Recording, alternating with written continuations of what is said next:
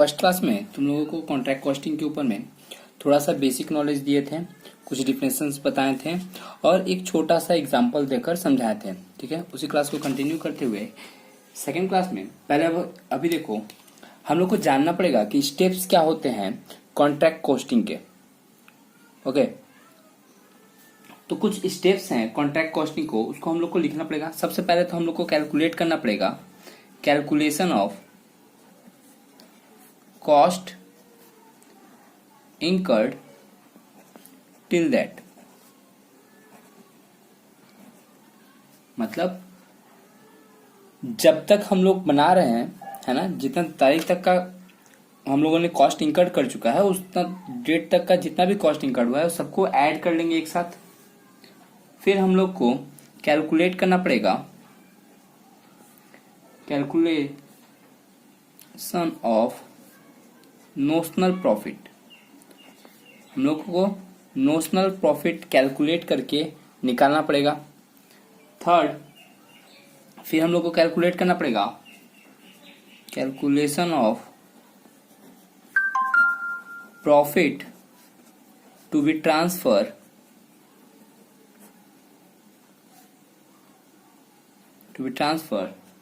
To profit and loss account. Since हम लोग पूरा का पूरा अमाउंट पीएल में, नोशनल प्रॉफिट का पूरा अमाउंट हम लोग पीएल में नहीं चार्ज करेंगे, उसका एक रूल्स है, उस रूल्स के हिसाब से हमको क्या करना पड़ेगा, एक सर्टेन अमाउंट हमको चार्ज करना पड़ेगा पीएल में। Clear? And last, valuation of work in progress, और जो काम प्रोग्रेस में है उसका कितना कॉस्ट है या वैल्यू कितना बचा हुआ है उसको हमको करना पड़ेगा। फॉर्मेट कुछ ऐसा रहेगा। क्लियर? जैसे हम लोग लिखते थे वैसे ही जो भी मटेरियल यूज हुआ है वो मटेरियल पुट कर देंगे, टू मटेरियल, टू डायरेक्ट और इनडायरेक्ट लेबर, जो भी लेबर का चार्जेस लगा है वो, फिर जो डेप्रिसिएशन चार्ज हुआ है वो, या फिर कोई भी एडमिनिस्ट्रेशन एक्सपेंसेस एक्स्ट्रा है वो सारा पुट कर देंगे एक्सपेंसेस साइड में। अगर कुछ मटेरियल का स्टॉक बच गया है तो वो by closing stock of material. Okay, clear?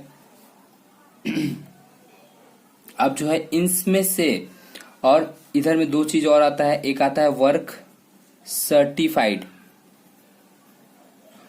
और बाय वर्क अनसर्टिफाइड, जो कि हम ऑलरेडी डिस्कस कर चुके हैं क्लास 1 में। क्लियर? तो वो सारा फिगर यहाँ पे पुट कर देंगे। फिगर पुट करने के बाद जो ऐड और लेस करके आएगा, या तो टू नोशनल प्रॉफिट आएगा अगर, और नहीं तो बाय नोशनल लॉस आएगा। क्लियर? ये नोशनल प्रॉफिट जैसे ग्रॉस प्रॉफिट ट्रांसफर हो जाता है उसी तरह हम लोग इसको भी ट्रांसफर कर देंगे, नोशनल प्रॉफिट। ओके, टू कुछ अमाउंट प्रॉफिट एंड लॉस में चार्ज होगा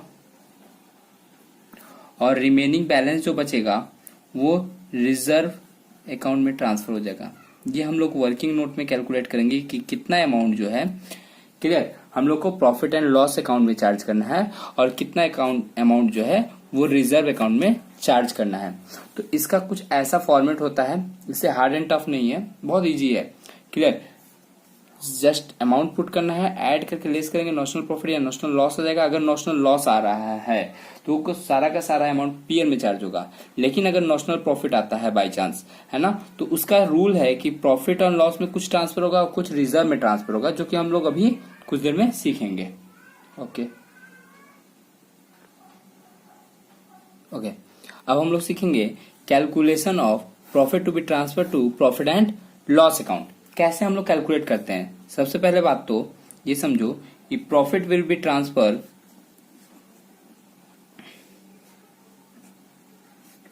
to PL account on the basis of degree of completion, जितना कंप्लीट हुआ है उसके बेसिस पे ही तुम प्रॉफिट ट्रांसफर कर सकते हो। अगर तुम्हारा प्रोजेक्ट का 25% भी अगर कंप्लीट नहीं हुआ है तो तुम प्रॉफिट कैसे ट्रांसफर कर सकते हो? अभी 25% भी काम नहीं हुआ है और तुम प्रॉफिट बनाना शुरू कर दिए, है ना।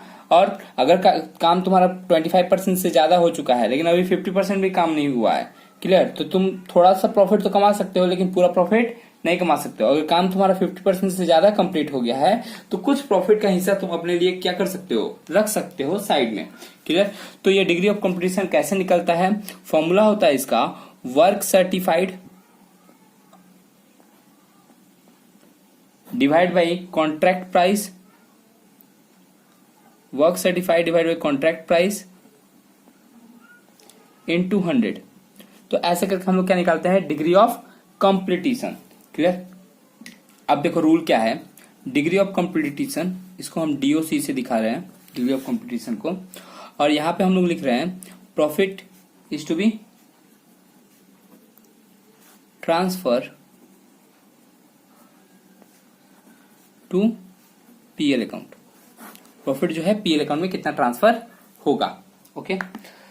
अगर तुम्हारा degree of completion, clear, degree of completion जो है वो अगर 25% से कम है, डिग्री ऑफ कंप्लीटिशन अगर तुम्हारा 25% से कम है तो हम लोग नहीं ट्रांसफर करेंगे पीएल में। सारा का सारा अमाउंट जो है, यहाँ का फिगर का सारा अमाउंट है ना, हम लोग कहाँ ट्रांसफर कर देंगे? रिजर्व में। पीएल में क्या जाएगा? Nil. Got it.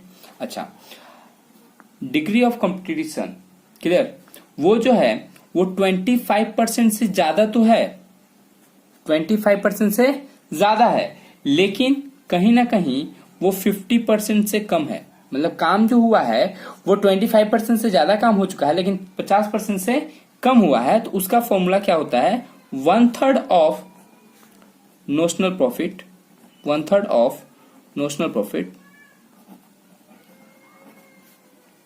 Into cash receive divide by work certified.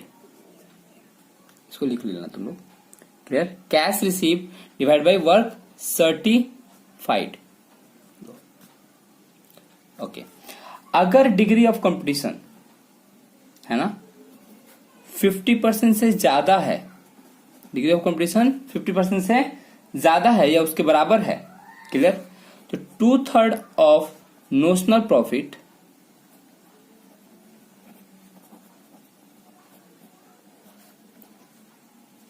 Into cash receive divide by work certified. सारा फिगर तुमको पता रहेगा, या यहां पे तुम बोल सकते हो, एक पॉइंट लिखवाए थे तुम लोग को, प्रोग्रेस पेमेंट है ना, ये 80%, तो ये 80% ही ये है cash receive to work certified, कि वर्क कितना सर्टिफाइड हुआ है उसका कितना परसेंट वो पेमेंट करता है या कर चुका है। Got it. तो ये तुम्हारा रूल है क्या चीज का? प्रॉफिट एंड लॉस में ट्रांसफर करने का, ओके। अगर बैलेंस ऑफ